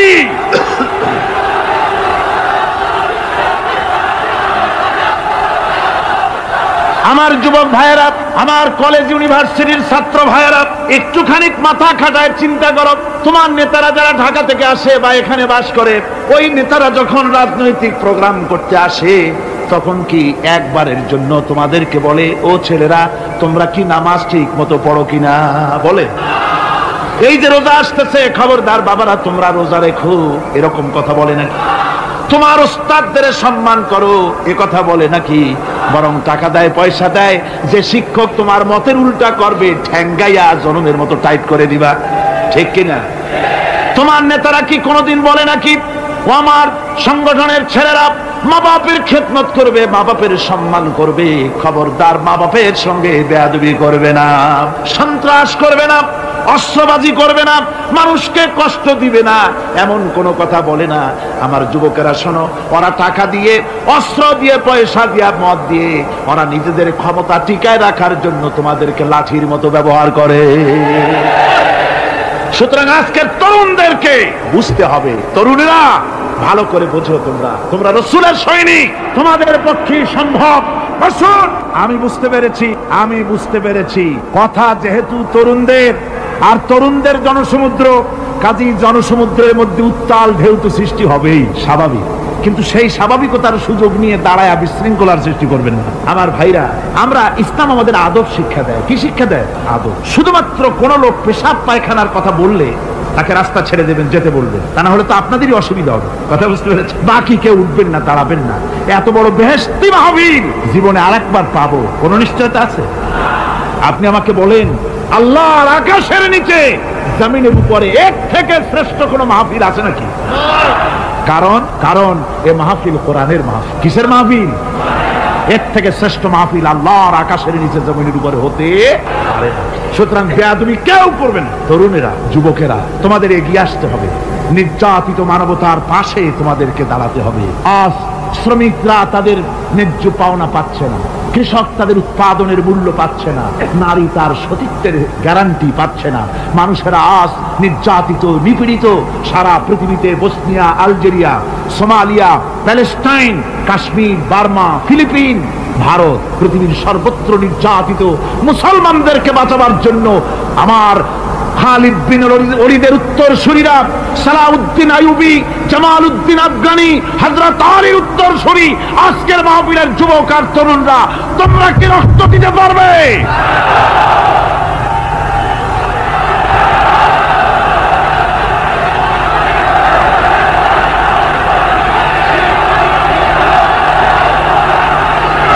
আমার মুসলমান যুবকেরা,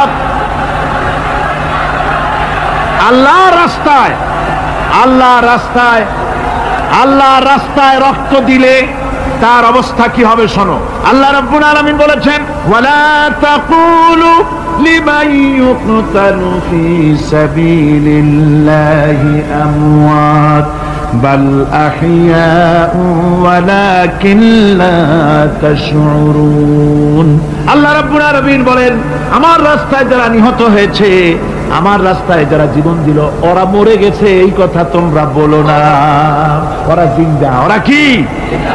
আমার রাস্তায়, আমার দিন প্রতিষ্ঠার জন্য, মানবতার মুখে হাসি ফুটাবার জন্য, নির্যাতিত মানবতার গোলামীর জিনজির থেকে তাদেরকে বাঁচাবার জন্য সংগ্রাম করতে গিয়ে যারা জীবন দিল, ওরা মরে নাই, ওরা জিন্দা। ওরা কি? আল্লাহ বলেন, আল্লাহ পাক বলেন, ওরা জিন্দা তোমরা জানো না, আমার কাছ থেকে তারা রিজেক্ট প্রাপ্ত হয়।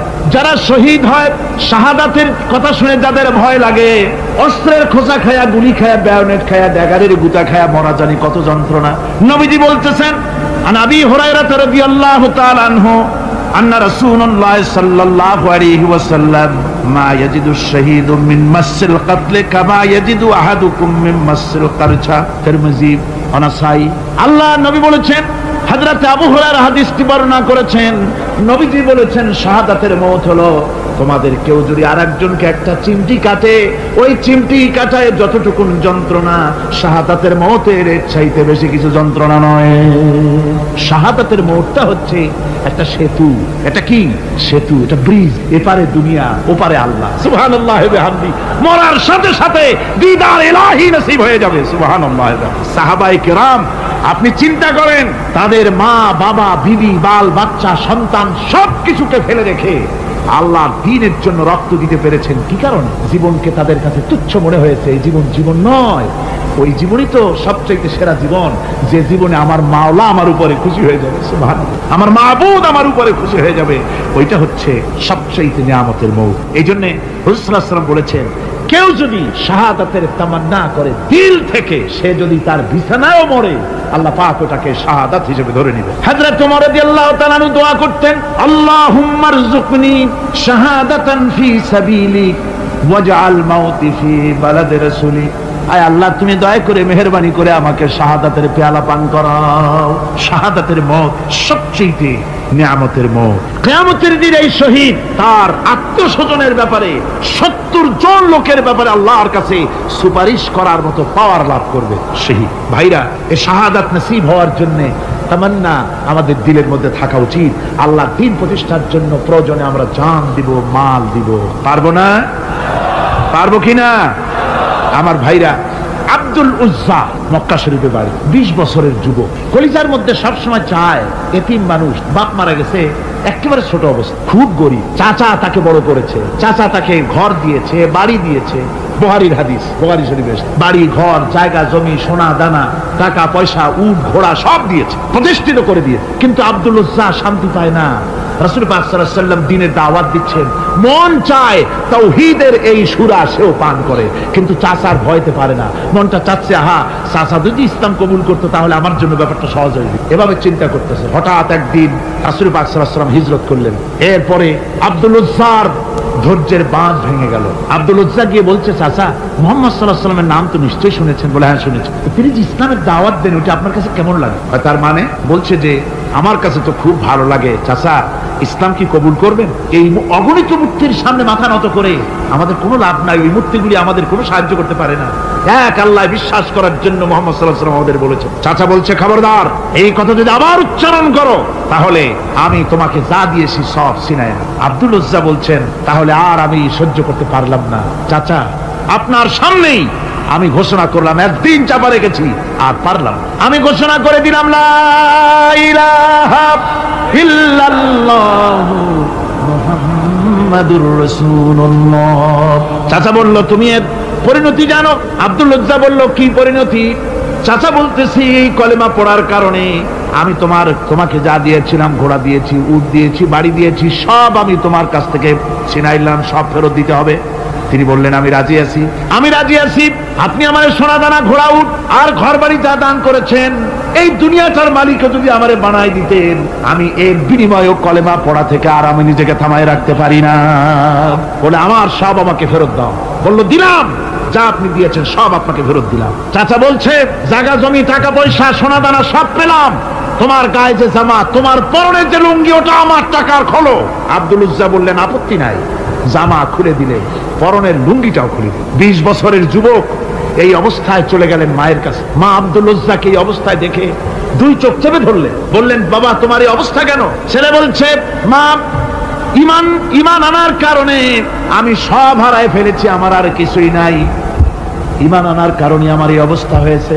মা বলছে, বাবা, আমার কাছে কি চাও? ছেলে বলছে, মা, আমি চলে যেতে চাই মদিনায়, আল্লাহর নবী মুহাম্মদুর রাসূলুল্লাহ সাল্লাল্লাহু আলাইহি ওয়াসাল্লামের দরবারে চলে যেতে চাই, আমি একটু বস্ত্র চাই। মা একটা পুরানা কম্বল তার হাতে দিয়ে দিলেন। আব্দুল উজ্জা কম্বলটাকে ছিঁড়ে এক টুকরা কোন রকম হাঁটুর উপরে জড়ায় নিলেন, আর এক টুকরা গায়ে দিয়ে নিলেন। আব্দুল উজ্জা আবার বহু কষ্ট করে মরুভূমি পাড়ি দিয়ে মদিনা মুনাওয়ারায় চলে গিয়ে বাবি জিবরিল থেকে ঢুকে আসহাবে সুফফার চবুতরার সামনে বসে আছেন, ছেঁড়া কম্বল পরা।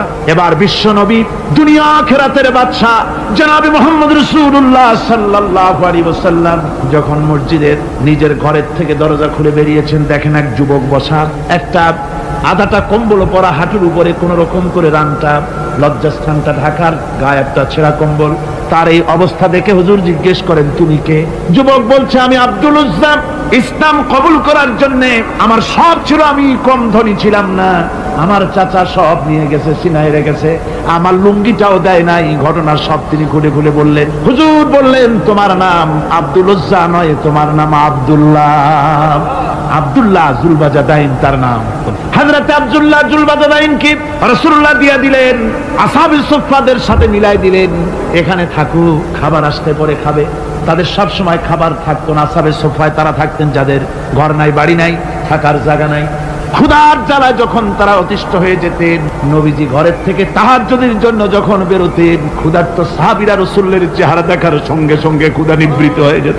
হযরত রাসূল পাক সাল্লাল্লাহু আলাইহি ওয়াসাল্লাম আব্দুল্লাহকে ওনাদের মধ্যে ভিড়াই দিলেন। আব্দুল্লাহ এবার কোরআন শরীফ পড়ে। কোরআন শরীফ পড়তে গিয়া চিল্লায় চিল্লায় তিনি পড়েন, আস্তে আস্তে পড়েন না।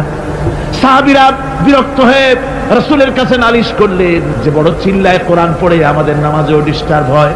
হুজুর বলেন, সাহাবীরা কেউ আব্দুল্লাহর ব্যাপারে কোনো কথা বলবে না, তারে চিল্লাইতে দাও, যেহেতু ঈমানের জন্য তারে বড় মূল্য দিতে হয়েছে। পরনের লুঙ্গিটা পর্যন্ত আনতে পারে নাই, যত খুশি চিৎকার করেছে আল্লাহর কালাম পড়ু। তাবুকের যুদ্ধ, রাসূলুল্লাহ তাবুকের দিকে রওনা করেছেন। 30,000 সৈন্য নিয়ে রওনা করেছেন। ওই জিহাদে মানুষেরা প্রাণ ভরে রাসূলুল্লাহকে সাহায্য করেছেন। মেয়ে লোকেরা নাকের ফুল, কানের দুল, গলার হাল খুলে খুলে রাসূলের কদম মোবারকে দিয়ে দিয়েছে। ধনীরা টাকা পয়সা সব দিয়েছে। হযরত আবু বকর তো যা ছিল সব এনে দিয়েছে, কিছু ছিল না ঘরে। রাসূল রওনা করলেন। প্রতিমধ্যে হযরত আব্দুল্লাহ জুলবাজাদাইন আল্লাহ নবীর খেদমতে হাজির হয়ে বলেন, হুজুর সবাই তো সব দিল, আমার কিছুই নাই, কিছু দিতে পারলাম না। হুজুর আপনি আমার জন্য দোয়া করেন, আমি যেন এই তাবুকের ময়দানে কাফেরদের বিরুদ্ধে লড়াই করে যেন শহীদ হয়ে যেতে পারি। মাল দিতে পারি নাই, কিন্তু আল্লাহর জন্য যেন আমার জীবনটা দিয়ে দিতে পারি। ও চট্টগ্রামের যুবকেরা, তরুণেরা, তোমাদের মতো 20 বছরের তরুণ হযরত আব্দুল্লাহ জুলবাজাদাইন শাহাদাতের তামান্না করে রিসালাতে মাহবের কাছে দাঁড়িয়েছে। হুজুর বললেন, একটা গাছের বাকল নিয়ে আসো। একজন একটা বাকল নিয়ে এলো। রাসূলুল্লাহ এই বাকলটা আব্দুল্লাহ জুলবাজাদাইনের হাতে লাগাই দিলেন। রাসূলুল্লাহ বললেন, আয় আল্লাহ, আমি আব্দুল্লাহর রক্ত কাফেরদের জন্য হারাম করে দিলাম। হযরত আব্দুল্লাহ বলছেন, ইয়া রাসূলুল্লাহ, আমি চাইছিলাম শহীদ হব, আর আপনি আমার রক্তটা হারাম করে দিলেন কাফেরদের জন্য। আল্লাহ নবী বলেন, আব্দুল্লাহ রে, কোনো চিন্তা করো না, তোমার মৃত্যু যদি জ্বরেও হয়, আল্লাহ রাব্বুল আলামিন তোমার শাহাদাতের দরজা দিয়ে দিবে। তাবুকের প্রান্তরে চলে গেলেন। কয়েকদিন ওই তাবুকের ময়দানে থাকায় রাসূলের কাছে খবর এলো, আব্দুল্লাহ মারাত্মক জ্বরে আক্রান্ত হয়ে ইন্তেকাল করেছেন। রাসূলুল্লাহ বললেন, আমি জানাজা পড়াবো। হযরতে আব্দুল্লাহর জানাজা হলো গভীর রাত। কবরের ভিতরে একজন দাঁড়ায়া লাশ ধরার জন্য একজন কবরের ভিতরে দাঁড়িয়েছে। 2 জন লোকে লাশ নিয়ে আসতেছে। হযরতে বেলাল আলো উঁচু করে দাঁড়ায় ধরে আছে। অন্ধকার রাত, কবরের ভিতরে একজন দাঁড়ানো, লাশ নিয়ে এসেছে 2 জনে। কবরের ভিতরে যিনি দাঁড়ানো, তিনি বলছেন, এই লাশকে, তোমাদের ভাইকে আদবের সাথে কবরে রাখো। কবরের মধ্যে যিনি দাঁড়ানো, তিনি আর কেউ নয়, বিশ্বনবী মুহাম্মদুর রাসূলুল্লাহ সাল্লাল্লাহু আলাইহি ওয়াসাল্লাম। হযরত রাসূলুল্লাহ বলতেছেন, আবু বকর, ওমর, তোমাদের ভাইকে আদবের সাথে কবরে রাখো, খবরদার বেয়াদবি করো না। কবরের মধ্যে আল্লাহ নবী আব্দুল্লাহ জুলবাজাদাইনকে নিজ হাতে শোয়াই দিয়া কবরের উপরে পাথর বিছিয়ে দিয়ে নবীজি বললেন, রব্বুল আলামিন, আজকের এই সন্ধ্যা পর্যন্ত আমি আব্দুল্লাহর প্রতি রাজি ছিলাম, তুমিও আব্দুল্লাহর প্রতি সন্তুষ্ট হয়ে যাও। হযরত ইবনে মাসউদ রাদিয়াল্লাহু তাআলা আনহু বলেন, আমি চিৎকার মেরে কেঁদে কেঁদে বললাম, আল্লাহ, আজকে যদি এই কবরে আব্দুল্লাহ না হয়ে আমি হতাম, আমার কিসমতটা ভালো হয়ে যেত। যুবকেরা, ও তরুণ মুসলমানেরা, তোমরাই রক্ত দিয়ে ইসলাম কায়েম করেছো। কে কায়েম করেছে ইসলাম? মুসলিম তরুণেরা, মুসলিম যুবকেরা। তোমাদের অবদান সব চাইতে বেশি। আজ মুসলমান যুবকদের চরিত্র নাই। মদ, জুয়া, জেনা, ব্যভিচার করে করে সর্বনাশ করে দেওয়া হলো। সরকারি ভাবে, বেসরকারি ভাবে, বিভিন্ন ভাবে যুবকদেরকে মিসগাইড করার জন্য মদ দেওয়া হয়, টাকা দেওয়া হয়, অস্ত্র দেওয়া হয়, সব দিয়ে যুবকদের চরিত্র নষ্ট করা হচ্ছে। অথচ যুবক হচ্ছে একটা জাতির মেরুদণ্ড। জাতির কি মেরুদণ্ড? এই মেরুদণ্ডকে ঘুরে ধরেছে, এই মেরুদণ্ড নষ্ট করার ব্যবস্থা করা হয়েছে। আমার মুসলমান ভাইয়েরা, হাদিস থেকে শোনো, বদরের প্রান্তরে যুদ্ধ হবে। রাসূলুল্লাহ সাহাবায়ে কিরামদেরকে রেডি করেছেন, কিন্তু এই যুদ্ধটা বড় মারাত্মক, এই জিহাদ বড় মারাত্মক। জিহাদ হবে, চাচার বিরুদ্ধে ভাতিজা জিহাদ করবে, বাপের বিরুদ্ধে সন্তান অস্ত্র ধারণ করবে, ভাইয়ের বিরুদ্ধে ভাই অস্ত্র ধারণ করবে। কোন জায়গা? বদর। কোন জায়গায়? বদর। মক্কা থেকে যারা আসতেছে সব চাচা, ভাই, মামু, খালু, এরা আপন আপন লোকের বিরুদ্ধে অস্ত্র ধারণ করবে। এটা কি সহজ? কোন এটা কি সহজ? রাসূলুল্লাহ যুদ্ধের কথা মানুষকে বুঝাচ্ছেন, একটু ইতস্তত করে। হযরত রাসূল পাক সাল্লাল্লাহু আলাইহি ওয়াসাল্লাম যুদ্ধের কথা সাহাবায়ে কিরামদের সামনে পেশ করতেছেন আর একটু ইতস্তত করতেছেন। এই কঠিন যুদ্ধে সাহাবীরা কিভাবে মেনে নেবে? রাসূলের মনের অবস্থা বুঝতে পেরে হযরত মিকদাদ রাদিয়াল্লাহু তাআলা আনহু বর্ষিয়ান সাহাবী, তিনি দাঁড়ায় গেলেন। তিনি দাঁড়ায় বলছেন, ইমদি বিনা ইয়া রাসূলুল্লাহ হাইসু মা তাশা।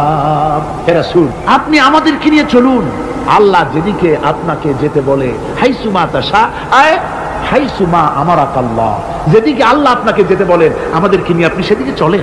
ইন্না লা নাকুলু লাকা কামা ক্বালা বানু ইসরাঈল লিমূসা আলাইহিস সালাম, ইযহাব আনতা ওয়া রাব্বুকা ফাকাতিলা ইন্না হাহুনা কাঈদুন। আমরা মুসা আলাইহিস সালামের উম্মতের মতো বলবো না যে হে মুসা, তুমি আর জিবরাইল আর তোমার আল্লাহ যুদ্ধ করো, আমরা ঘরে বসে আরাম করি। এ কথা আমরা বলবো না হুজুর। বল ইযহাব আনতা ওয়া রাব্বুকা ফাকাতিলা ইন্না মাকুমা মুকাতিলুন। হে রাসূল, বরং আমরা বলবো আপনি যুদ্ধ করুন, আপনি আমাদের নিয়ে চলুন, আমরা লড়বো আপনার সাথে কাফেরদের বিরুদ্ধে।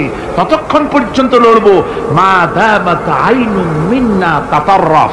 ও রাসূল, যতক্ষণ আমাদের চোখের একটা পাতাও নড়ে ততক্ষণ আপনার সাথে আমরা লড়বো। সুবহানাল্লাহ। মানে জীবন যতক্ষণ আছে আপনার সাথী হয়ে কাফেরদের বিরুদ্ধে লড়তে থাকবো। হুজুর খুব খুশি হয়ে গেলেন। হুজুর কি হলেন? দারুণ খুশি হয়ে গেলেন। আল্লাহর নবী খুশি হয়ে বললেন, ও সাহাবীরা, তোমাদের মানসিক অবস্থা যখন এই কুবু বিনা ইলা জান্নাতিন জান্নাতুন আরদুহা কারদিস সামাওয়াতি ওয়াল আরদ। ও সাহাবীরা, তোমাদের মানসিকতা যখন এমন, তখন আমার সাথে তোমরা দাঁড়াও, আমার সাথে ওঠো, আমার সাথে চলো জান্নাতের দিকে।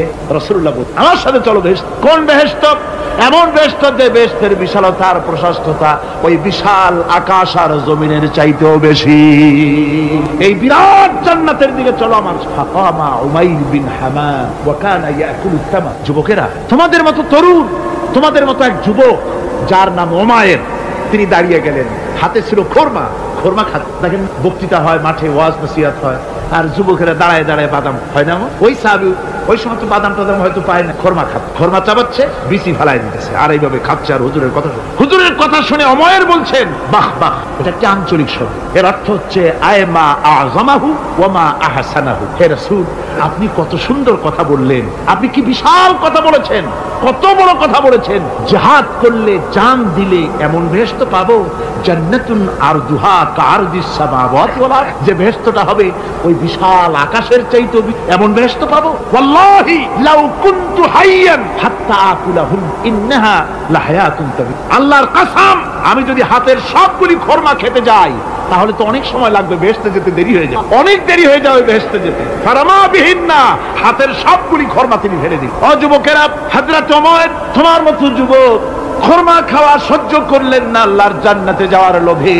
জান্নাতে যেতে দেরি হয়ে যাবে, আল্লাহর সঙ্গে দিদার করতে দেরি হয়ে যাবে, এই মনে করে হাতের খোরমাগুলি ফালায় দিলেন, জিহাদের ময়দানে ঝাঁপায়ে পড়লেন। হাদিস শরীফে এসেছে, উমাইর জিহাদ করে বেশ কিছু কাফেরদেরকে নিহত করে নিজেও শহীদ হয়ে গেলেন।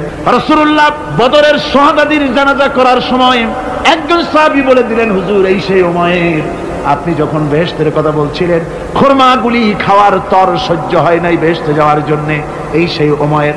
আল্লাহর নবী উমাইরের কাছে দাঁড়ায় আঙ্গুল দিয়ে তার শরীরের দিকে দেখায় বললেন, ইন্নাকা মিন আহলিহা। ও যুবক, যেই বেহেশতের জন্য খুরমা খাওয়ার সময় তুমি পাও নাই, আমি নবী সাক্ষী দিচ্ছি তুমি অবশ্যই সেই বেহেশতের অধিবাসী, ওই বেহেশত তোমার জন্য। সুবহানাল্লাহ। আমার ভাইরা, কিয়ামতের দিন এই জান্নাত আল্লাহ রাব্বুল আলামিন দান করবেন ওই সব লোকদের জন্য যারা জান দিবে, মাল দিবে, রক্ত দিবে আল্লাহ দ্বীনের জন্য। কিসের জন্য? আল্লাহ দ্বীন কায়েমের জন্য। যারা জান মাল ওয়াকফ করে দেবে, জীবনকে উৎসর্গ করে দেবে, তাদের জন্য আল্লাহ পাক এই বিরাট নিয়ামত রেখেছেন। তরুণদের বলতে চাই, যুবকদের বলতে চাই, আর বাতিলের পেছনে ঘুরো না, আর তোমার ওই সব নেতাদের পেছনে ঘুরো না যারা নিজেরাও নামাজ পড়ে না, তোমাকেও নামাজের কথা বলে। ওরা নিজেরা মিথ্যা কথা কয়, তোমরা টের পাও না? কি বলেন, টের পাওয়া যায় না? মারামারি করে নিজেরা আর বদনাম দেয় অপরের উপরে। চোখের সামনে যারা এরকম পারে, চোখের সামনে যারা এরকম পারে, তাহলে রাত দিন 24 ঘন্টা তাদের আমলটা কেমন? এদের পেছনে ঘুরে কোনো লাভ নাই। কোনো লাভ আছে?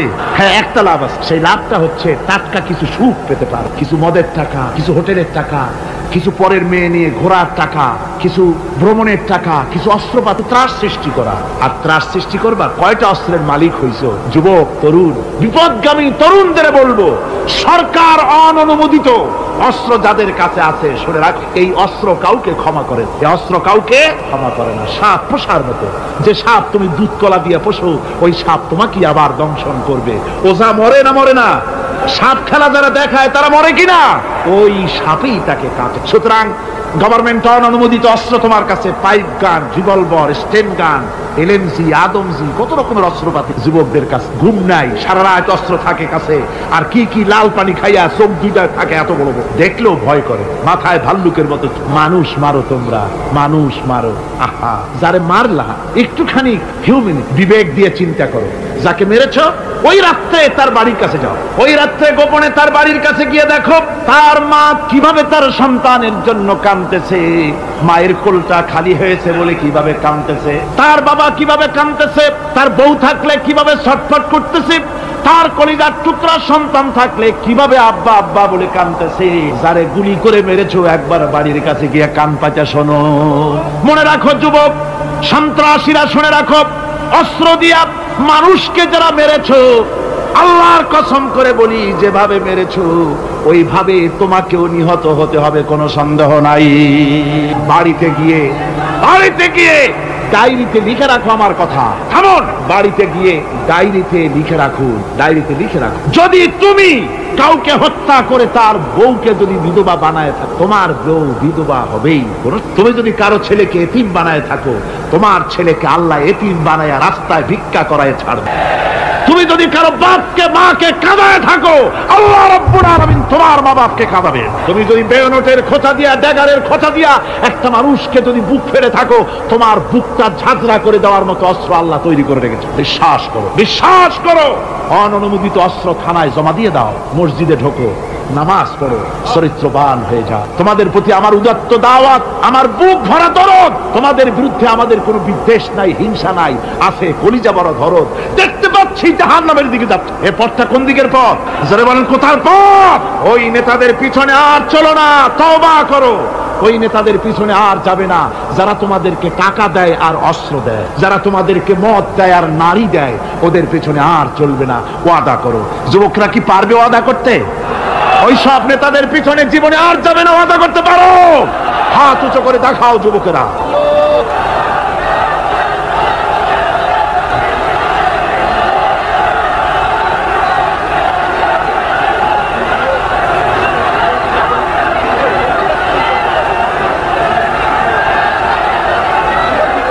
আমার মুসলমান ভাইরা, আমি তো দাঁড়াতে বলি নাই।